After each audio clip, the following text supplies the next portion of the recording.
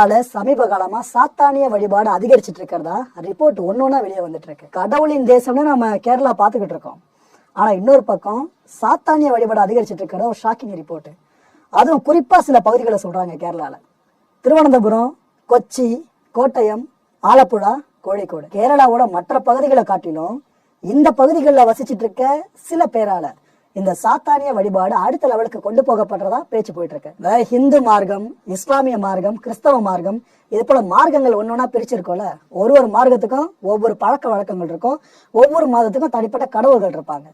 இதே மாதிரி இந்தியால சாத்தானிய மதம்னு ஒண்ணு உருவாகுதுன்னு சொன்னாங்கன்னா நம்ப முடியுமா? கேரளால இப்ப எதுக்காக தான் ட்ரை பண்ணிட்டு இருக்காங்க பல பேருமே கூட்டமா சேர்ந்து. இந்த கேரளால சாத்தானிய மதத்தை வளர்க்கறதுக்காக வீடுகள் வரைக்கும் வழிபட ஆரம்பிச்சிருக்காங்களாம். அதுவும் அந்த வழிபாடுன்றது ஓப்பனா எல்லாருக்கும் தெரிஞ்சு நடக்கிறது கிடையாதான். எதுக்கு சில எக்ஸாம்ஷன்ஸ் எல்லாம் வச்சிருக்காங்க. இந்த சாத்தான வழிபடுவதற்கான இடங்கள் இருக்குல்ல, அது எப்படி அவங்க தேர்வு பண்றாங்கன்னா அதுக்கான கிரைட்டீரியாஸ் எடுத்துக்கிட்டா, கைவிடப்பட்ட வீடுகள் இருக்கும் பாருங்க, அபேண்டன்ட் ஹவுஸ், இதெல்லாம் தேடுறது ஃபர்ஸ்ட் ப்ரையாரிட்டி அவங்களுக்கு அதுதான். ஏன்னா அது போல வீடுகள் பக்கம் பெருசா வரமாட்டாங்களே, ஆள் நடமாட பெருசா இருக்கால, ஸோ அது போல இடங்களை செலக்ட் பண்றது. புதுசா கட்டிக்கிட்டு இருக்க கட்டடமா இருக்கட்டும், அது சடனா கைவிடப்பட்டுரும் பார்த்தீங்களா, திடீர்னு இந்த பினான்சியலா ட்ரபிள் வந்தாலும் அந்த வீடை கட்டுறவங்களுக்கு இல்ல வேற எதாவது காரணம் டிசாஸ்டர் டைம்லயோ ஒரு 5-6 மாசத்துக்கு அந்த இடம் அப்படியே பாதிலே கட்டி முடிச்சு வச்சிருப்பாங்க. அந்த இடத்த சூஸ் பண்றாங்க. இது கூட பாத்தீங்கன்னா ஹாண்டட் பிளேசஸ்னு எதெல்லாம் சொல்றாங்களோ அந்த இடத்துல உங்களோட ப்ராமினென்டான ஒரு தேர்வா இருந்துகிட்டு இருக்கு. ஏன்னா பேய் பிசாசு இருக்கு அங்க போவதனாலே மக்கள் யாரும் அந்த பக்கத்துக்கு வர மாட்டாங்களே, ஸோ அதை தேடி கண்டுபிடிச்சு போறாங்களாம். இது போல இடங்களை கண்டுபிடிச்ச பிற்பாடுதான் சாத்தானிய வழிபாட்டை ஆரம்பிக்கிறாங்களாம். உள்ளுக்குள்ள என்னென்ன கூத்து பண்றாங்கன்னு தெரியல அந்த வழிபாடுன்னு சொல்லிட்டு. ஏன்னா சில படங்களை நீங்களே பார்த்துருப்பீங்களே, ஹாலிவுட் படங்கள்லாம் இது ரொம்ப எலாபரேட்டா காமிச்சிருப்பாங்க. சாத்தானிய வழிபாடுனா என்ன, அது எப்படிலாம் பண்ணுவாங்கன்னு சொல்லிட்டு. அதெல்லாம் நிஜத்துல நடந்துச்சுன்னா உங்களால அந்த காதலை கேட்க கூட முடியாது, அவ்வளவு கொடூரமா இருக்கும். இந்த சாத்தானிய வழிபாட்டோட நோக்கங்கள் என்ன தெரியுமா? எதிரிகளை பழி வாங்கணும் அப்படின்றது மெஜாரிட்டி நோக்கமா இருக்காங்க. கடவுளை வணங்குறதுனா நான் நல்லா இருக்கணும் சாமி, என்னை சுத்தி இருக்க நல்லா இருக்கணும் சாமி, இப்படி வணங்குவோம். ஆனா சாத்தான் சார்ந்தவங்க வழிபடுறது, என்ன ஒருத்தர் எதிர்த்துட்டான், அவன் எப்படியாவது வாழ்க்கையில தோத்து போயிடணும், அவனை கை காலை எடுத்துக்கணும், அவன் செத்தே போயிடணும், குடும்பம் காலியாகணும்ட்டு நெகட்டிவா மட்டுமே வேண்டுவாங்களாம். முதல் நோக்கம். ரெண்டாவது நோக்கம், ஒரே ராத்திரியில பணக்காரன் ஆயிடணும். இந்த கேரளா நரபலி சம்பவம் சொன்ன பாத்தீங்களா, அது நடக்கிறதுக்கு பிரதான காரணம் இதுதான். ஒரே நாள்ல நான் கோடீஸ்வரன் ஆகணும்னு சொல்லிட்டு. மூணாவது வழிபாட்டு நோக்கம் எடுத்துக்கிட்டீங்கன்னா, இந்த சூப்பர் நேச்சுரல் பவர்னு சொல்லுவாங்கல்ல, அது போல சக்தி தனக்கு வரணும், இதுக்கான எனக்கு ஒரு பாடம் தான் என் வழிபாடுன்னு இது ஒரு நோக்கமா வச்சிருக்காங்க சாத்தானிய வழிபாட்டாளர்கள். வழிபாட்டிற்குரிய என்ன அவங்க தேர்வு பண்ணிருக்கிறது 13ங்க. ஆக்சுவலா இது உலகம் முழுக்கவே அதிர்ஷ்டம் நம்பரு, ஒரு துர் எண், இது போலாம் சொல்லுவாங்க. சில படங்களின் டைட்டில் கூட 13 வச்சுதான் வச்சிருப்பாங்க. இந்த திகில் சார்ந்த சில மூவிஸ்க்கெல்லாம் இந்த 13ன்றது ஒரு ஆஃப்டர் நம்பரா தான் பல பேரும் பார்ப்போம். ஆனா சாத்தானிய வழிபாட்டாளர்களுக்கு இது புனித எண்ணாங்க. அந்த நம்பர் அவங்க எந்த அளவுக்கு பாக்குறாங்கன்னா, சாத்தானிய வழிபாடு சார்ந்த உருவம் இருக்குல்ல, அது எந்த இடத்துல வச்சு இவங்களால வழிபட முடியலையோ அந்த பகுதிகளில் 13ன்ற எண்ணெய் மட்டுமே சுவற்றுல கிறுக்கி அதை வழிபடுறாங்களாம். இந்த அளவுக்கு 13 மேல அவங்களுக்கு மோகம். சாத்தான் மதம் வளர்ப்புல சில பெரும் பணக்காரர்களை இணைஞ்சிருக்கிறதா அடுத்த ஷாக்கிங்கான ஒரு நியூஸ் வெளியே வந்திருக்கு. கேரளால தான். அதுவும் இந்த கூட்டத்துல படிச்ச இளைஞர்கள் பல பேர் இருக்காங்களாம். சில வெளிநாட்டவர்கள் அவ்வப்போது கேரளாக்கு வந்து போறாங்களாம். அதுல பெரும்பாலும் பாத்தீங்கன்னா டூரிஸ்டா இருக்காங்க. ஆனால சில தரப்பினர் இது போல நம்பிக்கைகள் இருக்குல்ல, இத அங்க இருக்க மக்கள் மத்தியில பெருசா விதைக்கிறவனா இருக்காங்களா, ரொம்ப சொற்பமா இருக்கவங்க மட்டும். இந்த ட்ரக் மாஃபியாஸ்லாம் இருக்குல்ல, அவங்கதான் ஸ்பான்சர் பண்றாங்கன்ற வரைக்கும் பேச்சு எழுந்திருக்கு. இந்த சாத்தானிய மதம் அப்படின்ற ஒண்ணத்தை வளர்க்கறதுக்கு ஒரு முயற்சி கேரளால எடுக்கப்பட்ட தகவல் இப்ப வெளியா இருக்குல்ல. இந்த நேரத்துல வெஸ்டர்ன் கண்ட்ரிஸ்லாம் இந்த சாத்தானிய வழிபாடு அப்படின்றது எப்படி நடக்கும், இதுக்கு அவங்க பர்ஃபார்மெண்ட்லாம் சில விஷயம் சொல்லுவாங்க. அப்படின்னா என்ன, அதுக்கான விளக்கம் என்ன, இது எல்லாம் சார்ந்த ஒரு தெளிவான தொகுப்பை பார்க்க போறீங்க. ஃபுல்லா பாருங்க. ஸ்கிரீன்ல தெரியுதுல ஒரு வித்தியாசமான உருவ அமைப்பு, இதுதாங்க அந்த பர்ஃபார்மெண்ட் அப்படின்ற சிலை. இததான் அந்த ஆன்டி கிரைஸ்டா இருக்காங்க பாத்தீங்களா, அவங்க எல்லாரும் அந்த சாத்தானிய ஆலயத்துக்குள்ள வழிபட்டுக்கிட்டு இருப்பாங்க. ஆட்டு தலையவும் மனுஷ உடம்பையும் உங்களால தெளிவா பார்க்க முடியும். இந்த சிலையை பின்பற்றவங்களுக்கு வேறு பெயர்களும் இருக்கு. அதுல ஒரு சிலர் சொல்றத பாத்தீங்கன்னா லூசிபர்ஸ் அப்படின்னு சொல்லுவாங்க. அதுல இன்னும் ஒரு சிலர் பாத்தீங்கன்னா கரெக்ட் நீங்க ப்ரெடிக்ட் பண்ணாதான் எலுமினாட்டிஸ். இந்த பர்ஃபார்மெண்ட்டுக்கு ஆரம்ப காலத்துல பலரும் பல விதமான உருவங்களை கொடுத்துக்கிட்டு இருந்தாங்க. ஆனா அதெல்லாம் பெருசா நிக்கல, எல்லாராலும் ஏற்றுக்கொள்ளப்படுற மாதிரி இல்ல. அதுக்கு பிறகு பிரான்ஸ் நாட்டை சேர்ந்த ஒருத்தர் இந்த ஓவியத்தை தீட்டினாருங்க. அதுக்கப்புறம் எல்லாருமே இதை ஏத்துக்கிட்டாங்க. 2021 வருஷம் இப்ப வரைக்கும் இந்த சிலையை தான் சாத்தானிய வழிபாட்டாளர்கள் தொடர்ந்து வழிபட்டுக்கிட்டு இருக்காங்க. 1856 வருஷம் எலிபஸ் லவி அப்படின்ற பிரான்ஸ் நாட்டை சேர்ந்த ஒரு அமானுஷ்ய கோட்பாடுகள் மேல நம்பிக்கை இருந்த ஒரு மேஜிக் மேன பார்க்கப்படுறவங்க தான் இந்த எலிபஸ்ங்க. இவர் தான் உருவாக்குனாரு. அவர் அப்ப உருவாகிட்டு போயிருக்காரு. எந்த காலகட்டம் பாத்தீங்களா? 1856. ஆனா 2021 வரைக்கும் நம்ம பாத்துக்கிட்டு இருக்கோம். இதை transcendental magic its doctrine and ritual அப்படின்ற புத்தகத்தை எலிஃபஸ் தான் எழுதியிருந்தாரு.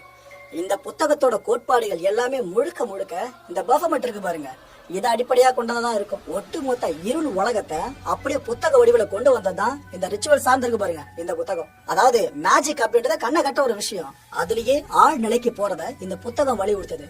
இதுல நிறைய கோட்பாடுகள் சாத்தானிய சம்பந்தமா இருக்கும். இது கூடவே சேர்த்து நிறைய சாத்தானிய சடங்கு முறைகள் இருக்கும்ல, அதை பத்தியும் தெள்ள தெளிவா வர எடுத்திருப்பாரு. இப்ப நீங்க ஸ்கிரீன்ல பாக்குறீங்களா, இதுதான் உண்மையான ஓவியம்ங்க. ஏன்னா பல பேர் இதை சார்ந்து வெப்சைட்ல நிறைய ஓவியங்களை அப்லோட் பண்ணிருப்பாங்க. அந்த எலிஃபஸ் அவர்கள் வரைஞ்சிருந்த ஓவியம் சொன்ன பாத்தீங்களா, அது இதுதான். அந்த ஓவியத்துக்கு கீழே அவரோட பேரையே அவங்க குறிப்பிட்டிருப்பாங்க. அந்த ஓவியத்தோட ஒரு அங்கமாவே அவரோட பேரை மாறிடுச்சுங்க. உண்மை இதுதான்.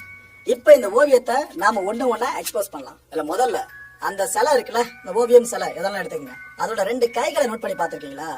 ஒரு கையில பாத்தீங்கன்னா சால்வ் அப்படின்ற எழுத்துக்கள் குறிப்பிடப்பட்டிருக்கும், இன்னொரு கையில கோகுல்லா அப்படின்ற ஒரு வார்த்தை குறிப்பிடப்பட்டிருக்கும். இந்த 2 வார்த்தைகளுமே லத்தீன் வார்த்தைகளுங்க. இந்த சால்வ் அப்படின்றதுக்கான ஆங்கில அர்த்தம் என்னன்னு பாத்தீங்கன்னா செப்பரேட், தனின்னு அர்த்தம். இதே மாதிரி கோகுலா அப்படின்ற 2வது வார்த்தை இருக்குல்ல, இதுக்கான ஆங்கில அர்த்தம் என்னன்னு பாத்தீங்கன்னா ஜாயின் டுகெதர், ஒன்றா இணையறதுங்க. முதல்ல தனியா இருக்கிறத குறிப்பிடுறாங்க, அதுக்கப்புறம் ஒன்றா இணையறத குறிப்பிடுறாங்க.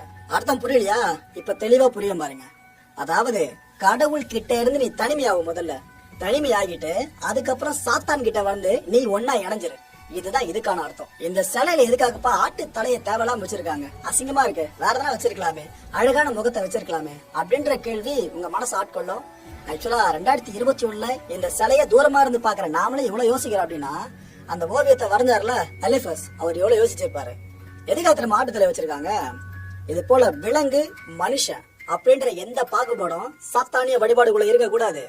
ஆண் பெண் அப்படின்ற பாலின பாகுபாடு கூட சாத்தானிய வழிபாட்டாளர்கள் இடையே இருக்கக்கூடாதுன்னு சொல்றாங்க. எல்லா விதமான முரண்களையும் களைஞ்சிட்டு எல்லா உயிர்களும் ஐக்கியமாகிற ஒரு ஹப்பு தான் இந்த சாத்தானிய ஆலயம்னு சொல்றாங்க. இந்த ஓவியம் இருக்குல்ல, இதுக்கும் இது பொருந்தும். இந்த பஃபமெட் சிலையோட கைகளை நோட் பண்ணீங்களா?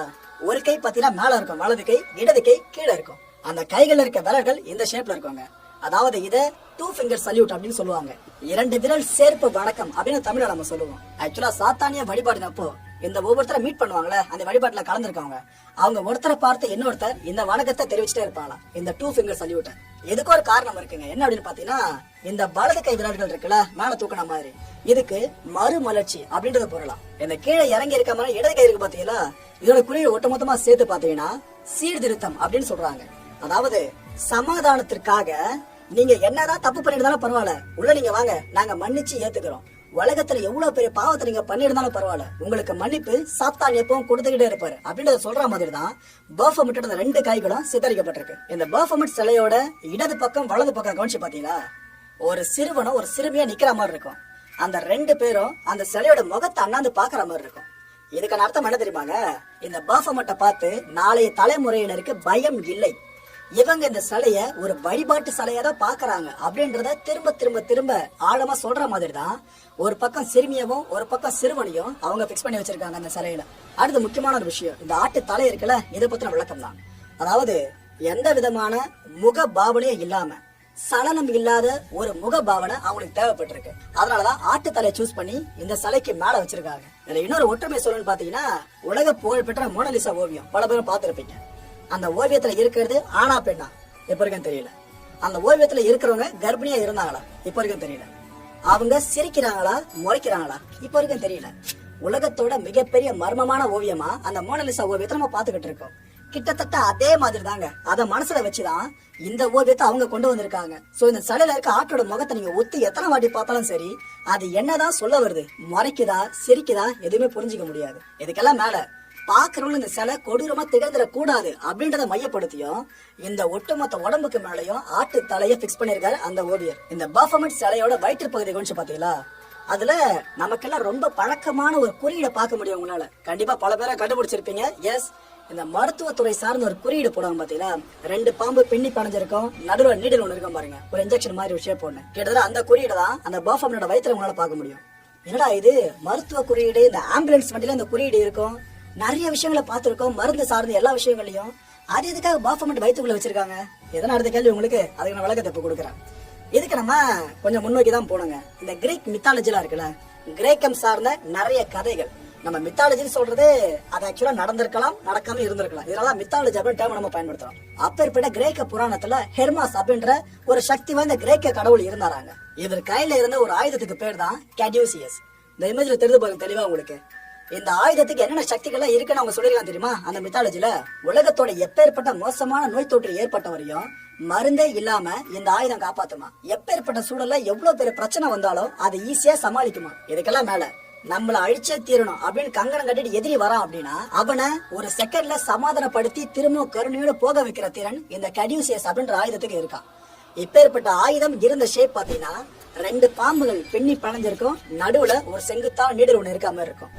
இதத்தான் இப்ப வரைக்கும் நம்ம WHO இருந்து ஒவ்வொரு மருத்துவமனை வளாகத்திலயும் ஆம்புலன்ஸ் வரைக்குமே இந்த குறியீடை பாத்துக்கிட்டு இருக்கோம். கிரேக்க மித்தாலஜி படிதான் இந்த குறியீடும் உலகளாவிய ரீதியில வைக்கப்பட்டிருக்கு. அதுவும் உண்மைதான். இன்னொரு முக்கியமான விஷயம், நாம இந்த பாம்புகளை நோயோட கம்பேர் பண்ணுவோம். இந்த நோய்களை தீர்க்கிற ஆபத் பாண்டவராதான் நடுவில் இருக்க நீடல் இருக்கு பாருங்க, மருத்துவம். அதை நம்ம சொல்லிக்கிட்டு இருக்கோம். இப்ப புரியுதா இந்த அடையாளம் எங்க இருந்து எவ்வளவு தூரம் வந்திருக்குன்னு சொல்லிட்டு? இதெல்லாம் ஓகேப்பா, இது ஒரு நோய் தீர்க்கும் குறியீடு, அது புரியுது எங்களுக்கு. ஆனா இதுக்கும் பாஃபமெட்டுக்கு என்ன சம்பந்தம் அப்படின்னு கேட்டீங்கன்னா அங்கதான் ட்விஸ்ட் இருக்கு மக்களே. இப்ப நான் இந்த நோய் தீர்க்கும் குறியீடை பத்தி சொன்ன பாருங்க, அதெல்லாம் மைண்ட்ல ரீகால் பண்ணிட்டே வாங்க. இல்ல பாஃபமெட்ல அவங்க என்ன சொல்றாங்கன்னு பாத்தீங்கன்னா, கிறிஸ்தவ மதத்துல இருப்பாங்களே விசுவாசிகள், அவங்கள எப்படியாவது என்ன பண்ணியாவது கேடியூசியஸ் ஆயுதத்துல இருக்க எல்லா திறன்களையும் அடிப்படையா வச்சுக்கிட்டு அவங்கள நம்ம பக்கம் இழுக்கணும், சாத்தான் பக்கம் இழுக்கணும் அப்படின்றத மையமா வச்சுதான் அவ்வளவு பவர்ஃபுல்லா ஆயுதமான கேடியூசியஸ் குறியீட அவங்க அந்த பர்ஃபார்மனோட வயிற்று பகுதியில வச்சிருக்காங்க. மக்களே, நான் ரிசர்ச் பண்ணி இவ்வளவு விஷயங்களை சொல்லிட்டேன். நான் ஒரே ஒரு கேள்வி கேட்கிறேன், அதை நீங்க கண்டுபிடிக்கிறீங்களா பார்க்கலாம். இந்த நோய் தீர்க்கும் மருத்துவ குறியீடு இருக்குல்ல, இது எதுக்காக பர்ஃபார்மனோட வயிற்று பகுதியை தேர்வு பண்ணி வச்சிருக்காங்க? இந்த கேள்விக்கான பதில நீங்க தேடி கண்டுபிடிச்சு கீழே கமெண்ட் பாக்ஸ்ல போட்டீங்க அப்படின்னா எல்லாருமே தெரிஞ்சுக்கலாம். உங்களால கண்டுபிடிக்க முடியல அப்படின்னா அடுத்த வீடியோ நான் சொல்றேன். அடுத்ததா இந்த சிலையோட மார்பகத்தை நோட் பண்ணி பாத்தீங்களா? ஆக்சுவலா சிலையை நீங்க தூரமா வச்சு பார்த்தப்ப ஏதோ ஆண் உடம்ப பேஸ் பண்ணி ஆட்டு தலையை பிக்ஸ் பண்ணாம நினைச்சுக்கிட்டு இருப்பீங்க. ஆனா உள்ள ஃபுல்லா ஜூம் பண்ணி பாருங்க, இது ரெண்டும் செஸ்ட் கிடையாதுங்க, பிரஸ்ட். பெண்களுக்கு இருக்கல மார்பகங்கள், அதுதான் இந்த சிலையில அவங்க நிர்வகிச்சிருப்பாங்க. இதுக்கான காரணம் என்ன, விளக்கம் என்ன அப்படின்னு பாத்தீங்கன்னா, இந்த வழிபாட்டை பொறுத்த வரைக்கும், இந்த சாத்தானிய வழிபாட்டை பொறுத்த வரைக்கும் ஆண் பெண் அப்படின்ற பாகுபாடு இருக்கவே கூடாது. அது மட்டும் இல்ல, சிறுவன் சிறுவன் இப்படி அவங்க ஃபிட் பண்ணிருக்கலாம், இல்லனா சிறுமி சிறுமி இப்படி அவங்க ஃபிட் பண்ணிருக்கலாம். ஆனா 2 தான் கிராஸா மாத்தி ஒரு பக்கம் சிறுமி ஒரு பக்கம் சிறுவன் ஃபிட் பண்ணி வச்சிருந்தாங்க பாத்தீங்களா, சிலைக்கு 2 பக்கமும். அதுக்கு காரணமா இதுதாங்க. எந்த விதமான பாலின பாகுபாடும் சாத்தானிய வழிபாட்டாளர்கள் மத்தியில இருக்க கூடாதுன்னு சொல்லிட்டு. அது மட்டும் இல்ல, பாலின பாகுபாடு வேண்டாம் அப்படின்னு சாத்தானி சொல்றாரு. அப்படி இருக்கும்போது இந்த மக்கள் எல்லாரும் சாத்தான முழுமையா நம்பணும், பாலின பாகுபாடு இல்லாம சொல்றாங்க. வித்தியாசம் புரியுதா? ஆட்டுத்தலை அப்படின்னு சொல்லிட்டாலே கொம்புகள் அப்படின்றத தவிர்க்க முடியாது ஒண்ணு இல்லையா? அதை பத்தி சொல்லிடுறேன். அந்த கொம்புகளையும் இந்த சிலையில பார்க்க முடியுது. அந்த 2 கொம்புகளுக்கு இடையில வித்தியாசமா ஒரு செங்குத்தான அமைப்பு இருக்கும், மேல ஒரு ஜுவாலை இருக்காம இருக்கும், இதை எரிஞ்சிட்டு இருக்க மாதிரி. இதுக்கான அர்த்தம் என்னன்னு பாத்தீங்கன்னா, ஒளிங்க, மத்தவங்களுக்கு ஒளி ஊட்டுறது. இந்த என்லைட் பண்றதுன்னு சொல்லுவாங்க பாத்தீங்களா, நமக்கு இருக்க ஞானத்தை மத்தவங்களுக்கு கொடுக்கறது. அப்பேற்பட்ட அறிவை சாத்தான் கடவுள் மத்தவங்களுக்கு கொடுப்பாராம். இதை வெளிக்கொணர்ற மாதிரி தான் 2 கொம்புகளுக்கு நடுவுல அந்த ஜுவாலை மேல எரிஞ்சுக்கிட்டு இருக்கா, அந்த ஒளி. அது மட்டும் இல்ல, ஆத்மா அப்படின்றது ஜோதி வடிவம்னு சொல்லுவாங்கல்ல, அதையும் கம்பேர் பண்ணி இங்க இன்னொரு கான்செப்ட கொண்டு வராங்க. ஆத்ம வடிவம் ஜோதியாவும் அது இருக்குன்னு சொல்லிட்டு, ஒரு பக்கம் என்லைட் பண்றது, இன்னொரு பக்கம் ஆத்மா வடிவம். இது எல்லாத்தையும் சேர்த்துதான் அந்த ஒரு ஒளி அவங்க பிக்ஸ் பண்ணிருக்காங்களாம். நெத்திக்கு மேல இருந்த அந்த ஒளியை பத்தி பாத்துட்டோம். அடுத்தபடியா அந்த ஒளிக்கு கீழே நெத்தி பகுதியில பாத்தீங்கன்னா 5 முனைகளை கொண்ட ஒரு நட்சத்திரத்தை உங்களால பார்க்க முடியும். ஆக்சுவலா எல்லா மதங்களோட உச்சகட்ட கடவுளா இப்போ வரைக்கும் பார்க்கப்பட்டு இருக்கிறது இந்த மாதிரியான நட்சத்திரங்கள் தான். எத்தனை பேரும் நம்ப முடியுது? ரிசர்ச் பண்ணி பாருங்க, உங்களுக்கே புரியும். இதே 5 முனை கொண்ட நட்சத்திரம் நான் மீன் பண்ணல, ஆனா நட்சத்திரத்தை அவங்களோட மதத்தோட குறியீடாவும் ஒரு சில நாடுகள் அதோட தேசிய கொடியில கூட வச்சிருக்கு. அந்த அளவு நட்சத்திர வழிபாட்டுக்கு இப்போ வரைக்கும் முக்கியத்துவம் கொடுக்கப்பட்டு இருக்கு. அந்த வகையில பர்ஃபாமட் நெற்றில இருக்க இந்த நட்சத்திரம் 5 முனைகளை கொண்டு இருக்கல, அந்த 5 முனைகளுக்கும் ஒவ்வொரு எழுத்துக்கள் வரதை உங்களால பார்க்க முடியும். இந்த 5 எழுத்துக்களுமே ஹீப்ரு எழுத்துக்களுங்க. அத நம்ம தமிழ பண்டைய மொழின்னு சொல்லிட்டு இருக்கோம்ல, இதே மாதிரி ஹீப்ருவையும் பண்டைய மொழி தான் இப்ப வரைக்கும் சொல்லிக்கிட்டு இருக்கோம். அதோட அர்த்தம் என்ன தெரியுமா? இந்த 5 எழுத்துக்களையும் கூட்டி பாத்தீங்கன்னா லெவைத்தன், இதாங்க அதோட பொருள். இது ஒரு மிஸ்டிக் கிரியேச்சரோட பெயர்.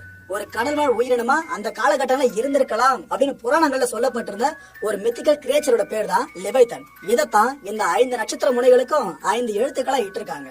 அதாவது அடிக்க முடியாத அசுர பலம் கொண்ட மிகப்பெரிய, உலகத்தோட மிகப்பெரிய உயிரினமா அது வாழ்ந்திருக்கலாம்ன்றது ஒரு கூற்று. கிட்டத்தட்ட டிராகன் ஷேப்ல ஒண்ணு கடல்ல இருந்து அப்படி இருக்கும், அது மாதிரி மனசுல வச்சுங்க, அதாங்க லெவைத்தன். இப்ப அடுத்த கேள்வி மனசுல ஒண்ணு வரும், இந்த நட்சத்திரம் எதுக்காக 5 முனைகளை கொண்டதா இருக்குன்னு சொல்லிட்டு அதுக்கான விளக்கத்தையும் கொடுக்குறேன். இந்த பர்ஃபாமெட் சிலையோட தலைப்பகுதி இருக்குல்ல, இதை மட்டும் தனியா எடுங்க. இந்த நட்சத்திரத்தோட மேல இருக்க 2 முனைகள் அப்படின்றது 2 கொம்புகளை குறிக்கிறது. இந்த நட்சத்திரத்தோட 2 பக்கம் பக்கவாட்டுல வருது பாத்தீங்களா, 2 கார்னர்ஸ், அது அந்த ஆட்டு தலையோட காதுகள் இருக்குல்ல, அதை குறிக்கிறது. கடைசியா கீழே ஒரு முனை வருது பாருங்க, கடைசி முனை, அது இந்த ஆட்டோட தாடை பகுதி இருக்குல்ல, இதை குறிக்கிறது. சோ இந்த 5 முனைகளும் இந்த பர்ஃபாமெட்டோட முக அமைப்பு இருக்கு பாருங்க, அதை குறிக்கிறது. இதுக்காக தான் பிரத்யேகமா அவங்க 5 முனை நட்சத்திரங்களை கொண்டு வந்தாங்க. And one more thing, Hollywood படம் பல பேர் பாத்துக்கிட்டு இருப்பீங்க. நிறைய ஹாலிவுட் படங்கள்ல இந்த சிம்பிளை உங்களால பார்க்க முடியும். அவ்வளவு எதுக்கு, கேம் ஆஃப் த்ரோன்ஸ்ல கூட ஒரு சில காட்சி அமைப்புகளை இந்த ஒரு சிம்பிளை பார்க்க முடியுங்க. அந்த அளவுக்கு சாத்தானிய வழிபாட்டாளர்களோட புனிதமான குறியீடா இந்த சிம்பிள் இப்ப இருக்க பார்க்கப்பட்டு இருக்கு, 5 முனை நட்சத்திர குறியீடு அப்படின்ற சிம்பிள். இந்த சிம்பிளோட அர்த்தமா அவங்க என்ன தெரியுமா சொல்றாங்க, 3 விஷயங்களை சொல்றாங்க. அதுல முதல் விஷயம், நீங்க ஒரு கலாச்சாரத்தை ஃபாலோ பண்ணிட்டு இருப்பீங்களா, அந்த கலாச்சாரத்தோட அடிப்படைய மறுபரிசீலனை பண்ணுங்கன்னு சொல்றாங்க. ஏன்னா நீங்க மறுபரிசீலனை பண்ணீங்கன்னா நம்ம கலாச்சாரத்துல தப்பு இருக்கா இல்லைன்ற விஷயம் உங்களுக்கு தெரிய வந்துடும். தெரிஞ்சிட்டா அதுக்கப்புறம் நமக்கு இருக்க ஒரே ஒரு கடவுள் சாத்தான் தான் அப்படின்னு தேடி வருவீங்களா, அதத்தான் இந்த அடையாள குறியீடோட முதல் அர்த்தமா அவங்க சொல்றாங்க. 2வது அர்த்தம் என்னன்னு பாத்தீங்கன்னா, உங்க கலாச்சாரம் சார்ந்து இருக்க ஆதாரங்கள் இருக்குல்ல, அதை சரி பார்க்க சொல்றாங்க.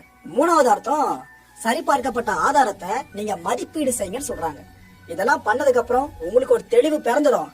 தெளிவு பிறந்ததுக்கு அப்புறம் இந்த குறியீடை ஏந்திக்கிட்டு சாத்தான் கிட்ட வந்து ஐக்கியமாயிடுங்கன்னு அவங்க சொல்றாங்க. இந்த ஒரே ஒரு பென்டகிராம் சிம்பிளுக்குள்ள இவ்வளவு விஷயங்கள் இருக்கு. மக்களே, இந்த கான்டென்ட்டை பொறுத்த வரைக்கும் நாமெல்லாம் சிந்திக்க வேண்டியது ஒரே ஒரு விஷயம் மட்டும்தான்.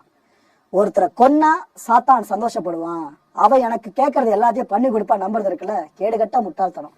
கடவுள்கிட்ட கேட்கறதே பெருசா நடக்க மாட்டேன்றப்ப சாத்தான் என்னங்க நடத்தி வைக்க போறான். ஒருத்தரை கொண்டுட்டீங்கன்னா உங்களுக்கு வேற கிரகம் எல்லாம் கிடைக்காது, சிறைக்கு தான் போகணும், கம்பிக்கு பின்னாடி தான் இருக்கணும், கம்பி தான் உங்களுக்கு கிடைக்கும். இந்த ரியாலிட்டியை புரிஞ்சுக்குங்க. மூட நம்பிக்கை எந்த அளவுக்கு உச்சத்துல இருக்குன்றத தோல் இருக்கதான் இந்த கான்டென்ட் இவ்வளவு எக்ஸ்பிளைன் பண்ணிடுது மக்களே.